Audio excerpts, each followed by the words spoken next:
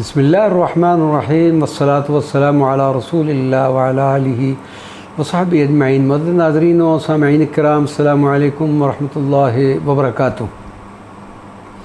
حضرت سیدنا معروف کرخی رضی اللہ تعالیٰ عنہ عراق کے پایہ تخت بغداد میں ایک قبرستان شیخ معروف کرخی کے نام سے مشہور و معروف اور ایک قدیم تاریخی قبرستان ہے، جس میں سینکڑوں کی تعداد میں اخیار امت آرام فرما ہے۔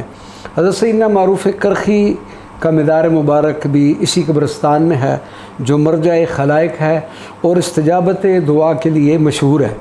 آپ رضی اللہ تعالیٰ عنہ کی برکت سے بیمار شفا یاب ہوتے ہیں، اور مشہور ہے کہ اہل بغداد آپ رضی اللہ تعالیٰ عنہ کی قبر مبارک پر حاضر ہو کر بارش کی دعا کرتے تو بارش برسنے لگتی۔ حضرت معروف کرخی کا شمار اکابر اولیاء اللہ میں ہوتا ہے۔ آپ حضرت امام علی بن موسیٰ الرضا کے دست حق پرت پر مسلمان ہوئے۔ آپ کے علو مرتبہ اور خصوصیت کا اندازہ اس بات سے لگایا جا سکتا ہے جس کو حضرت شیخ فرید الدین عطار نیشا پوری نے اپنی مشہور زمانہ کتاب تذکرۃ الاولیاء میں نقل فرمایا ہے۔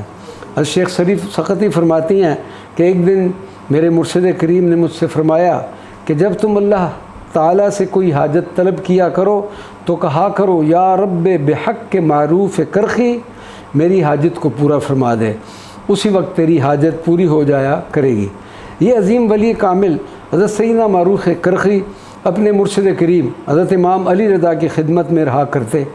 آپ کے دروازے پر دربان بن کر بیٹھا کرتے تھے اور سر مبارک پر بہت بڑی پگڑی باندھا کرتے تھے۔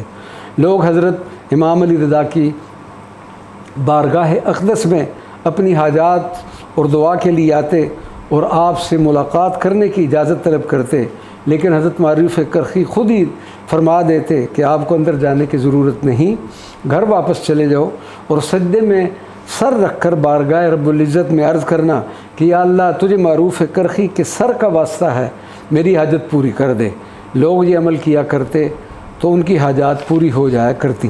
ایک دفعہ ایک شخص نے حاضر ہو کر عرض کیا کہ اے معروف کرخی تیرے سر میں کیا ہے؟ تیرے سر کا واسطہ اللہ تبارک و تعالیٰ کبھی رد نہیں کرتا۔ حضرت معروف کرخی کی چیخ نکل گئی، فرمایا ابھی بتاتا ہوں۔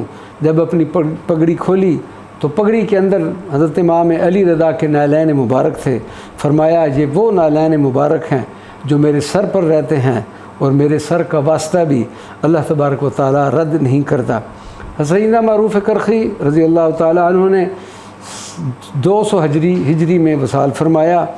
آپ کے خلیفہ اور مرید حضرت سر سقطی فرماتے ہیں کہ میں نے سیدنا معروف کرخی کو خواب میں دیکھا، ایسا معلوم ہوتا تھا کہ آپ عرش کے نیچے بے خود پڑے ہوئے ہیں۔ اللہ تبارک و تعالیٰ نے فرشتوں سے پوچھا کہ یہ کون ہیں؟